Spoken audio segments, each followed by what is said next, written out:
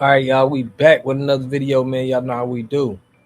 Always pushing health, wealth, and a better understanding of self. So check this out, y'all. The chairman, Mr. Powell, they've been asking him some crazy questions about his job security and how he's controlling the interest rates. Now, if everybody don't understand how this works, if he cuts interest rates real low, it's going to be a bull market.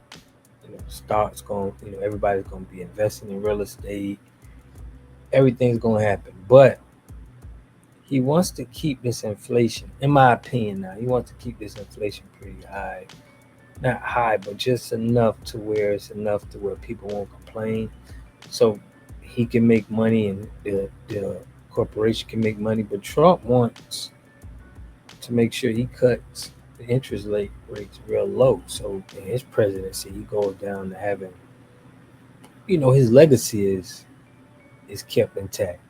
I'm gonna go over this video. I'm gonna go over the stocks that's soaring, crypto that's going crazy. What can we expect? Why we need to be looking at the market for the next, pullback. But let's get it. Hi, Victoria Guido with Politico. Some of the president-elect's advisors have suggested that you should resign. If he asked you to leave, would you go? No. Can you follow up on, do you think that legally you're not required to leave? No. Mike? Michael McKee from Bloomberg. So basically, he thinks he's bigger than the president, right? He's saying he can't make me leave. Radio and television. You talk a lot about what the data are telling you and how you are dependent on the data. But in terms of forward-looking assessments of the economy, what are you hearing from CEOs or other officials around the country? What did you hear today from the regional bank presidents about what companies and consumers think about where the economy is going from here rather than looking backwards? And does that match up with what your forecasts have been and what you think the appropriate policy path should be? So it's hard to characterize a really interesting set of discussions we had, and of course you'll see them in the minutes in 3 weeks. But I would say this: I think the comments from our Reserve Bank colleagues and from the CEOs that they talk to are pretty constructive on the economy right now. Pretty constructive, feeling that the labor market is back to normal, to the point where it's no longer that much of a discussion topic in their world, whereas 2 years ago it was all they were talking about. So they feel like the labor market's in balance. People feel good about where the economy is. Demand is obviously pretty strong, and you're seeing 2.8% growth in the third quarter estimated. Maybe the year's 2.5%. This is a strong economy. It's actually remarkable how well the U.S. economy has been performing with strong growth, a strong labor market, inflation coming down.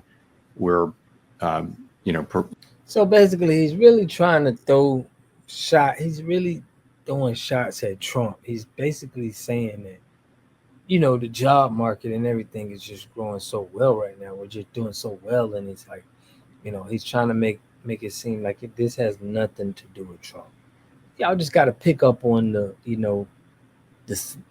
sneak diss. Check it out. Really performing better than any of our global peers, and I think that is reflected in what you hear from what I hear people hear from CEOs. I don't get to talk to a lot of CEOs in my job, but I hear what others summarize from those. And of course, I hear the Reserve Bank presidents do a lot of that. And it's pretty constructive overall. Now, that's not to say there are areas of caution and things like that, but ultimately, overall, pretty positive. Okay, so there y'all see it. It's questions of him keeping his job. He's saying that Trump can't do nothing to him. He got just as much power as Trump got. But what we do have to pay attention to is what the stock market is going to do and crypto is going to do up under Trump. So it's doing well right now. I made some money because of the stock market and crypto, sold some things because I'm like, I feel like we're gonna come into a pullback, and I'm ready to jump into a pullback. Anything like 20%, I feel like it's good growth. I'm waiting for that. This is a good time to be looking at investing. I know, I for me winning my gains, I had to invest last year. I was selling things that I bought last year, and I'm seeing the benefits now. Palantir was a stock that did well for me, and VTI, okay, really did well for me. So now I'm looking to make sure that the stocks that I buy this year, next year around this time, it's good. So I think that we got to understand what the presidency does to the stock market and the industry and wealth and real estate, because it may be a time for you to be jumping in and getting into things and knowing how politics, kind of make the wealth market.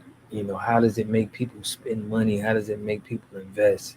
It plays a lot into that, in my opinion, in the economy. So let me know what y'all think about this in the comment section. Do you think Trump has enough power? Because basically, this is what this is all about. The Fed chairman he can slow down the bull market. He can make it to where it's not a bull market. But he has to cut the rates because we're coming from, high interest rates. So now they're looking at it as, I think that they want to make more money. They don't want to come down to zero, because it was times where they came to zero interest rates. Like, you can just get the money. They need the money circulating in the economy.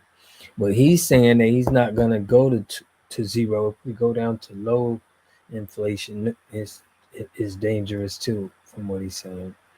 But I think Trump is trying to do whatever he can to push and get this economy going.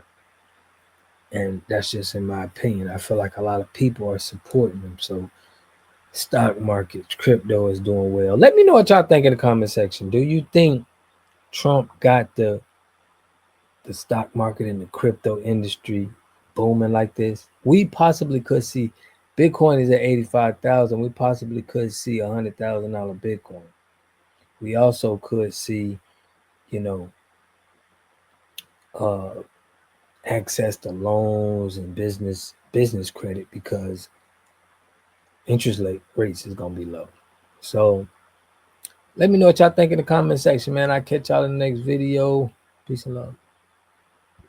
You are totally dependent on other people to take care of your needs because you don't have those roots sunk into the ground. To have a community, you must have three things to have a community in it. You must have a wholly independent economic structure that can provide goods, service, products, and things for your own people, and jobs and tax bases for your own people. You should at least control four basic things. You should be trying to control water, food, medicine, and energy to be able to survive and compete. Here we got Mr. Pollock. He had a cornfield. He took advantage of a free water test from us, and this is what we found in this water. We found sulfur, we found hardness, and we solved these problems with an easy fix of 2 tanks. So get your free water test today. Stay blessed. Click the link below.